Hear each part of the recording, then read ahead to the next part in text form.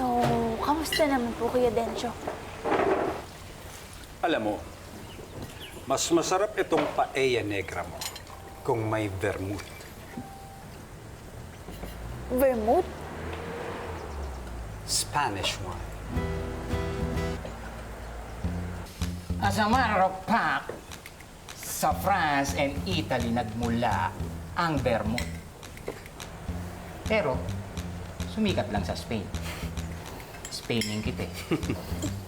Teka, bakit ang dami niyo pong alam tungkol sa mga pagkain? Eh kasi naman, sa dinami-dami ng niluto ng mga chef na nire-reject ng mga fire, medyo nasanay na rin kami sa mga social na foods.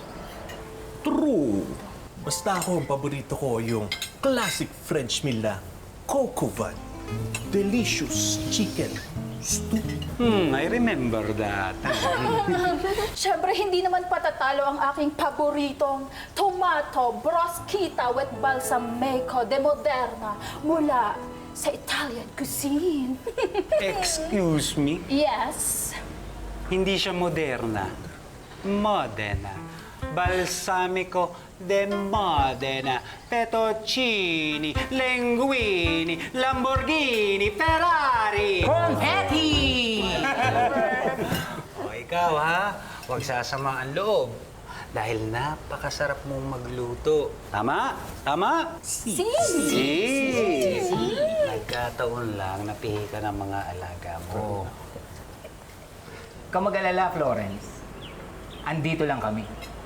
Handang kumain na mga ayaw nilang kain. Pero, Kuya Dencho, matanong ko lang po, bakit ganyan sa pagkain yung mga Ferel? Alam mo, hindi ko rin alam, Florence eh. Pero ang balita ko ha, yung yumaong asawa daw ni Don Ferrer na si Doña Amanda, napakasarap magluto. Totoo yan. Naikwento yan ng airpot ko na matagal nang naninilbihan dito sa mansyon. Na pag nagluto si Doña Amanda, parang piyesta. Lahat sila gusto sama-sama. Lahat ay excited sa luto ng Doña. Hindi. Talagang napaka-talented lang ng Doña Amanda. Sabi ni Serafika, amoy pa lang daw. Alam na ng Doña kung masarap o hindi ang luto niya. Yun nga lang, sayang at hindi naman ng mga anak yung talent ni Doña pagdating sa pagluluto.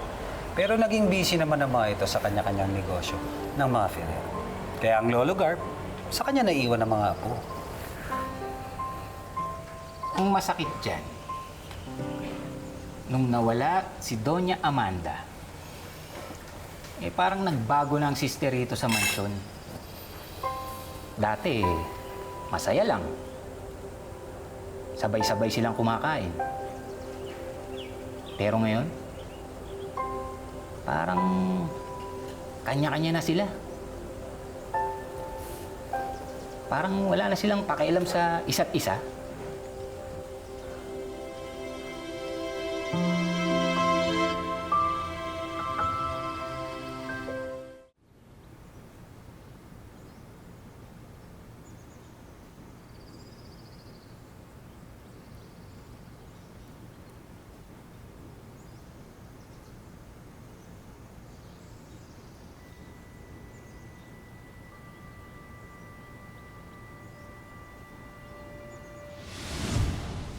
Anak, alam mo ba yung kasabihan na the way to a man's heart is through his stomach?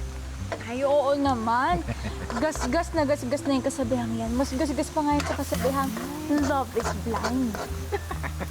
Nako, gasgas na kasabihan man yan, may katotohanan pa rin yan. At saka hindi kami magiging kami ng nanay mo kung hindi dahil sa recipe na to.